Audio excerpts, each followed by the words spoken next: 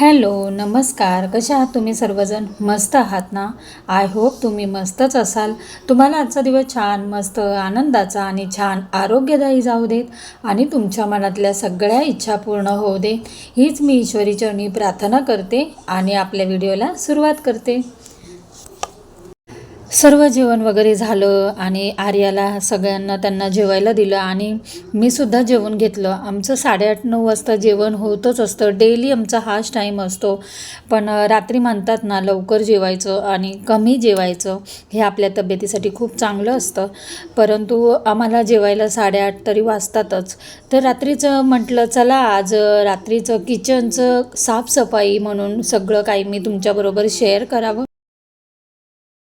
तर सगळे जेवले आणि मी माठ पाण्याचा भरून ठेवते. रात्री पाण्याचा माठ का भरून ठेवते? कारण ना म्हणजे रात्रभर असं आहे ना, छान पाणी थंड होतं आणि आपल्याला सकाळी मग ते पाणी पिण्यास थंडगार छान वाटतं. त्याच्यामुळे मी जास्त करून आहे ना रात्रीच मटका भरून ठेवत असते. आणि माझा मटका आहे ना खूप छोटा आहे, त्याच्यामुळे पाणी लगेच संपतं आणि चांगलंच आहे. 2 दिवसाच्या नंतरचं पाणी मला यूज करायला आवडतच नाही. म्हणजे छान साफसुद्धा राहतं मटका आणि आपल्याला स्वच्छ पाणीसुद्धा मिळतं. पण थंडगार होण्यासाठी मी रात्री भरून ठेवत असते. तर आता आमचं सगळ्यांचं जेवण झालं आणि डेली म्हणजे आर्याचं कामच असतं. झाडू मारणे, सगळी भांडी उचलणे, जे काही असेल ते सगळं काही खरकटं वगैरे पुसून घेणार किंवा सगळे साफसफाई ती खालची बाहेरची करून घेते आणि मी माझं किचनचं काम करत असते. तर रात्री किचनची साफसफाई मी कशी करते हे तुम्हाला सगळं काही मी दाखवणार आहे, शेअर करणार आहे. तर मी सगळं किचनवरचं सगळा पसारा मी ना काढून घेतला. भांडी वगैरे खरकटी होती ती बेसिनच्या इथे ठेवून दिली आणि जेणेकरून मला किचनचा कट्टा छान साफ करता येईल.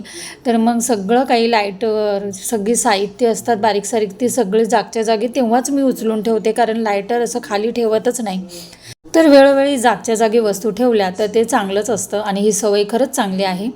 तर त्याच्यानंतर मी ना हे आमचं जेवण करताना ना टाईल्सवर सगळं जेवणाची वाफ येत असते आणि त्याच्यामुळं सगळं ते चिकट होतं आणि नेहमी साफ केलं ना तरी पण ते चिकटपणा येतच असतो. तर मग ते हे डेली रात्री मला टाईल्स स्वच्छ करावं लागतं आणि मग मी ते छान असं किचन कट्टा साफ करताना करून घेते. आणि त्याच्यानंतर जे सगळं काही जेवणाचं मी काही राहिलेलं सहिलेलं सगळं फ्रीजमध्ये काढून ठेवत असते आणि सगळं काही रिकामं करून छान किचन कट्टा साफ करत असते. धुवून घेतल्या, पुसून घेतल्या आणि छान स्वच्छ करून घेतलं. गॅसचा कट्टा, गॅस वगैरे सगळं धुवून घेतलं.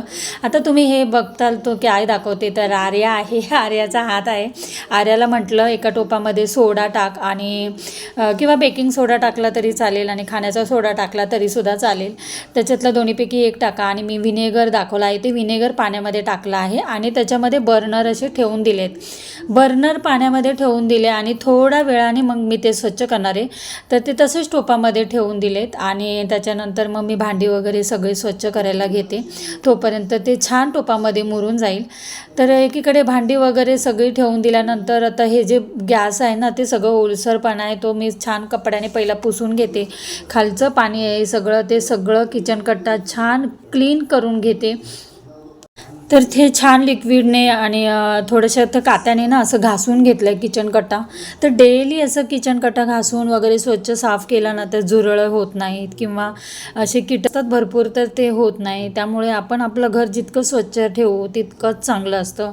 आणि रात्रीच्या वेळी स्पेशल म्हणजे जास्त करून ठेवणं ते खरंच चांगलं असतं.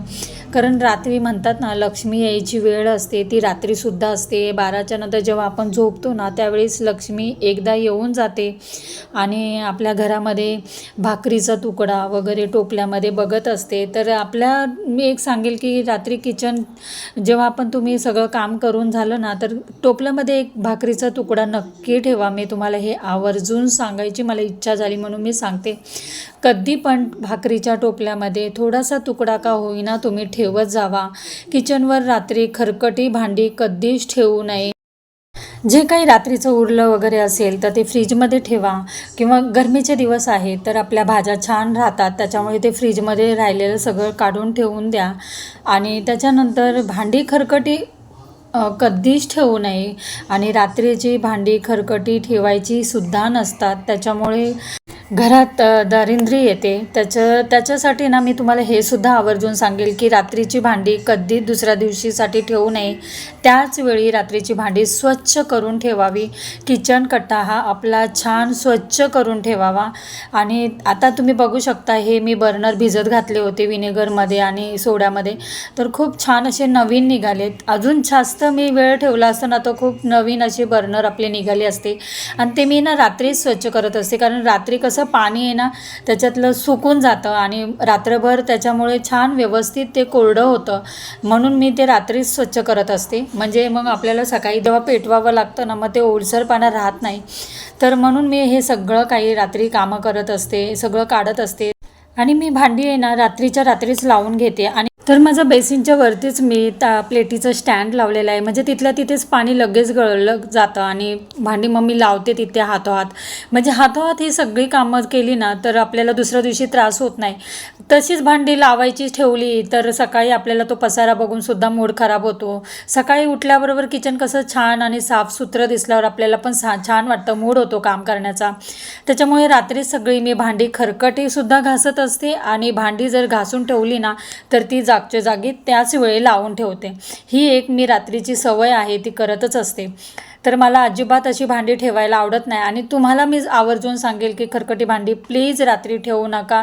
आपल्या घरात जशी संध्याकाळी देवी येते ना, लक्ष्मी आई येते, तशीच संध्याकाळी 12च्या नंतर मध्यरात्रीसुद्धा लक्ष्मी माता आपल्या घरी येत असते, फेरी मारत असते, किचनमध्ये फेरी मारत असते. तर म्हणतात ना बघा, किचनचा कट्टा साफसुथरा असला ना तर त्या दिवा प्रज्वलित करून ठेवला ना किचन कट्ट्यावर रात्री तर खूप चांगलं असतं.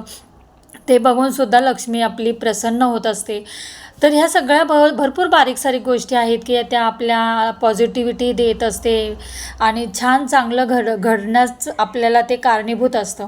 तर हे सुद्धा महत्त्वाचं आहेत आणि त्या बारीक सारीक गोष्टीच असतात पण त्या खूप महत्त्वाच्या असतात. तर आता मी सगळं काम झालं आहे आणि छान किचन कट्टा पुसून घेतला.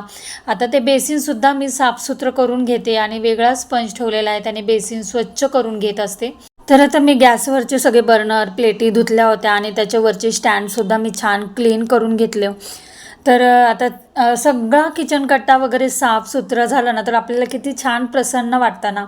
तर किचन कट्ट्यावरचे जे कपडे असतात ते हात पुसायचे कपडे असतात, मी त्याच वेळी लगेच पिळून काढत असते, स्वच्छ करत असते आणि दुसरा किचनवर कट्ट्यावर छान आपला एक वेगळा कपडा ठेवत असते.